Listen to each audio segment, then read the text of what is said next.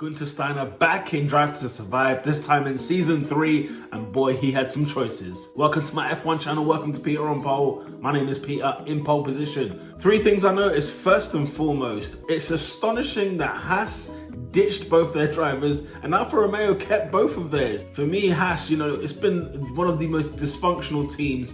I mean, it's one of those where it's been the clown, if you will, in terms of the last couple of years in Formula 1.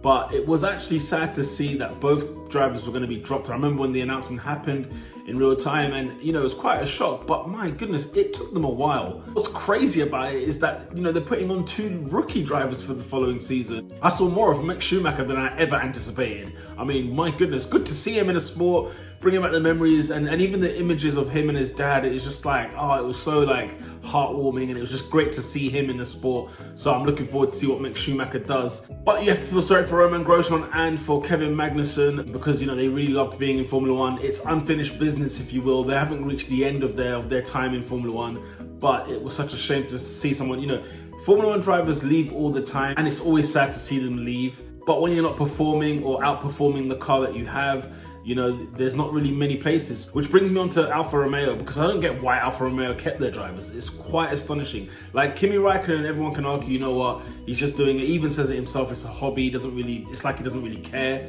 Antonio Giovinazzi, doesn't really impress. He doesn't really give you that fight, or that, there's nothing about him that makes me feel like, I want to root for you. I mean, look, only Italian on the grid, so big up to the Italian crew. But if you're not cutting the mustard, you're not cutting the mustard. It's funny because Vasseur was giving it that big talk, if you don't change, you're basically dead. And it's like, you didn't make any changes though, bro. So what's going on here? The second thing that I noticed is that Guenther Steiner's leadership skills have grown. I'm gonna give credit where it's due, because I was critical of him in the first 2 seasons, but Guenther Steiner has actually grown as a leader. He's a bit more emotionally inclined, if you will, or he's a bit more sensitive to the drivers that he has. He knows how to treat one driver different to the other, and he was really trying to encourage Romain Grosjean throughout the races that they were showing us in this episode, and it kind of made Guenther Steiner more of a relatable character.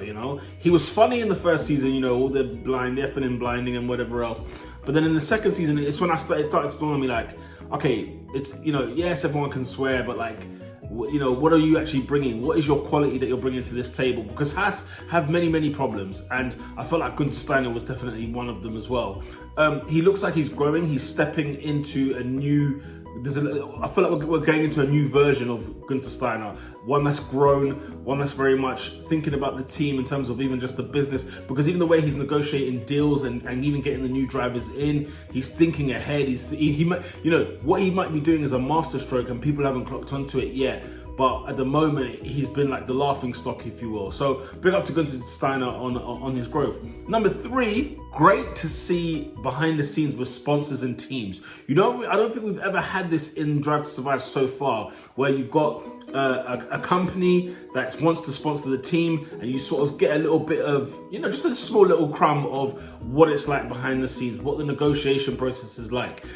This German company was adamant on having a German driver to drive for Haas, and that's what kind of led Guenther to having to take either Grosjean or Magnussen out. In the end, he takes both of them out, and he brings in a young Russian driver, Nikita Mazepin, who again, through his father, brings in a lot of money. They've got their own company. So now, the sponsorships are interesting, and I love the dynamic of that. I love that we got to see a little bit inside, a little bit of detail. That's the thing I think I love the most about Drive to Survive, is when they do go behind the scenes of certain teams. That's where I'm most interested in. Those were the 3 things I noticed in this episode 7. My goodness, we're near the end of Drive to Survive Season 3. Thank you for sticking along. The question of the day for you is, what did you notice in this episode? Let me know in the comments below. With that said, peeps, lights out.